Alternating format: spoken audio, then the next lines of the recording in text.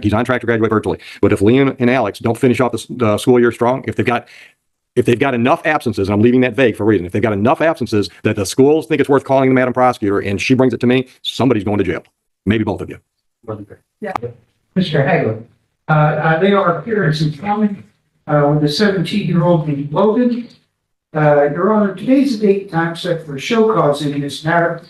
I believe Mr. McLaughlin and Mr. Hagler are on 7/7/16. The attendant says, again, slacked up a little bit, but they're minor Haglers, and they're solid plans. They're together. The company is moving to Ohio, actually to the area where I'm from. But they want Logan to finish this year, and then he's going to transfer to a school in Portland, Ohio. He's on school right now. That's the one. Yeah. He's on what? Logan's for graduate.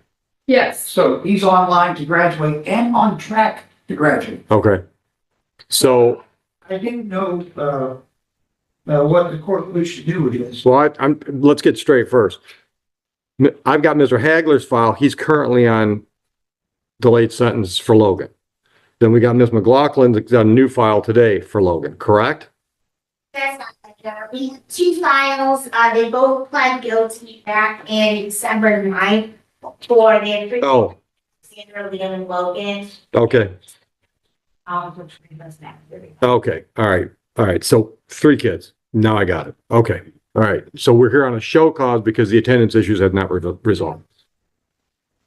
Big hours. Looks like Alexander this year has missed 152 hours, Liam 215 hours, and Logan 210 hours. I did bring the school resource officer with me today to kind of go into what the school has offered. They've been offered resources through the school and through the court. Here, I know Christina Scott. And we can't help them without them helping themselves. Yeah. So how old is Liam? Liam's 12. Alex? Alex is 16.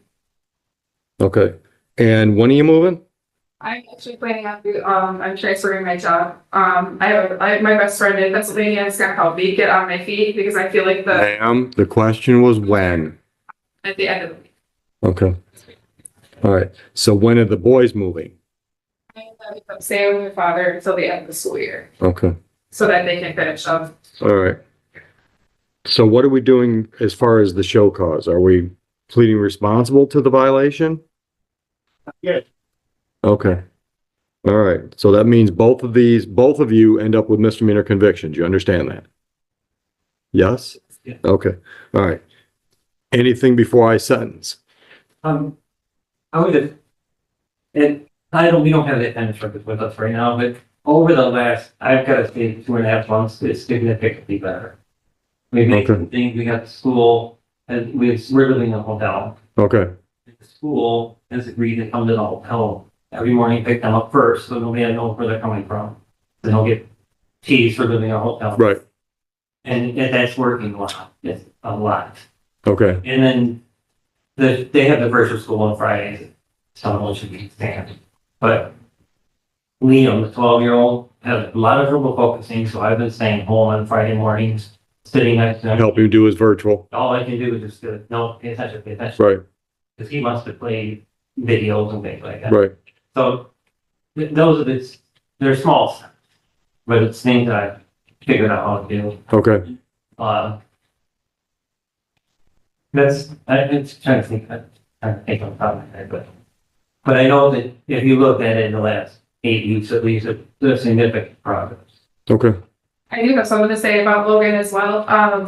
It was getting to a very frustrating point because if one thing goes wrong in any morning for school, he's like, I'm not going. And there's nothing at all that we can do to Right. the resource officer. Mhm. I've even been had him on the phone. He's like, Logan, you have until this time to get to school right now. And he's like put the fear of God into it basically to get him to school. So I really think we'll actually provide Officer Creek for that.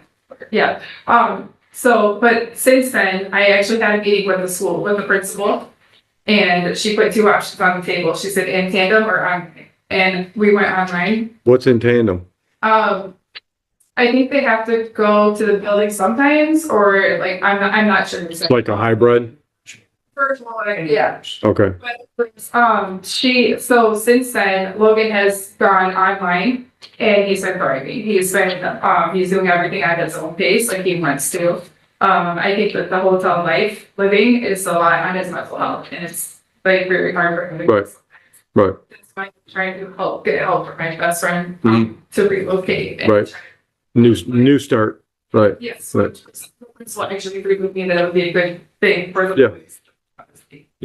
Okay. Anything from the people? Yeah, he's been involved in this case for a while, so just saying for him. At the center of this hearing is a family trying to stay afloat in difficult circumstances, where education, housing instability, and daily survival are all deeply connected. The court recognizes that the children's attendance issues are not simply neglect, but largely a result of living in a hotel and struggling to maintain a stable routine. This instability has created real challenges, transportation gaps, emotional stress, and even bullying concerns at school. Despite this, there are clear signs of effort and progress. School staff step in to support the family, including arranging transportation directly from the hotel so the children can safely attend. The move to virtual learning becomes a key shift, giving the children a more flexible environment. Logan begins to show improvement and engagement in his online studies, while Liam continues to struggle with focus and needs close guidance from his mother. The mother's plan to relocate to Pennsylvania highlights a desire for long-term stability and a fresh start. The court ultimately balances accountability with understanding, placing the parents on probation but also acknowledging that meaningful steps are already being taken toward improvement. To touch on what's going on with they've been doing. Okay. Yeah, so we met last school year. We had kind of what we do is if we know students who have missed a lot of days, bring them in with their parents. We kind of sit down and have a discussion and try and brainstorm like, okay, why aren't you coming to school? Are there any, resources that we Right. provide to the school? We have care solace. As they mentioned, stuff with transportation, we'll work that out. And I know even in this case, Logan had mentioned one time about, he doesn't like to school, there's something we want, he wanted his clothes cleaner, so we even offered that. So like I said, that was offered last year in that meeting. And again, it's just been a continual thing with all kids, it's not showing up. So, I know as a school, we've done everything we can. We try to help and prevent from even getting Right. here or having to write the Right. citations. So, I know it's been a struggle. Yes, they have called me at times. And just been a struggle the past 2 years, so. I can say though, once I was coming to the building where we're staying at, Alex and Dean consistently have gone on the school bus. Logan isn't the one that was, but like, not going, and when conditions not met, not going. But if I understand correctly, Logan is doing virtual. Yes, now So he doesn't have to go anywhere. it was online, and he does have check-ins, he has weekly check-ins with the staff Right. to make sure he's on. Anything else? Yeah, can I send one? Sure. Officer Creed has been there. You remember you chased him out? They didn't have a shower, things like that. That's the kind of things we deal with. He was running out to the roadway. But Logan's on track now virtual. He's going to graduate virtually. Okay. Okay. But they actually, Alex and Liam have been doing a lot better with as far as virtual school goes and things like that.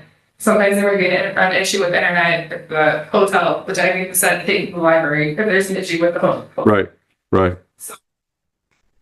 I'm trying to do what I can as a parent. I work a full-time job, I literally work my butt off to provide for these kids. And I'm not always there for them to make sure that they are able to get up and go to virtual school, whatever, because I'm at work. The whole family's moving back. I'm moving, yeah, my kids will be moving, yeah, yes. All right. Anything else? Anybody? All right. So here's what I'm going to do. Convictions are going to enter, and my sentence is this. I'm putting both of you on a 3-month non-reporting probation. If they come back to me because things aren't better, once again, Logan's virtual. As far as I'm concerned, he's okay.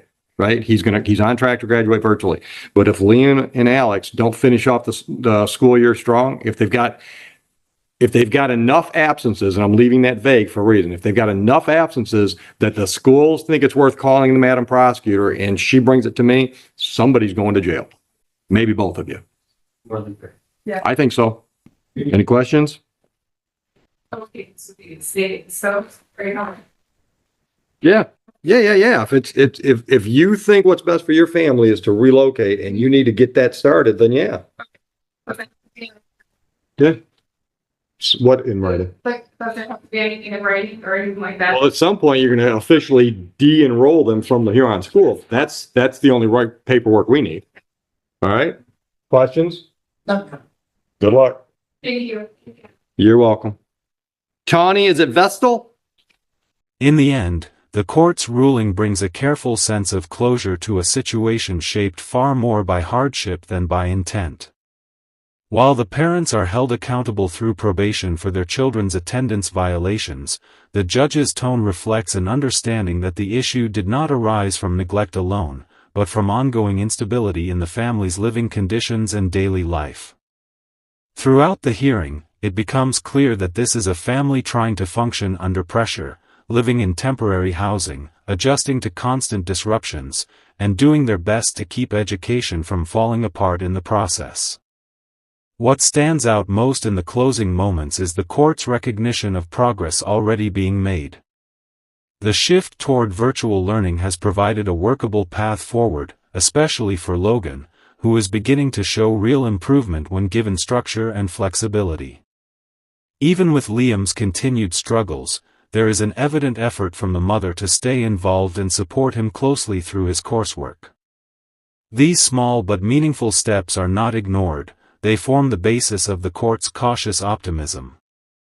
The decision ultimately leans toward guidance rather than punishment alone, with the expectation that continued compliance and stability will lead to better outcomes for the children.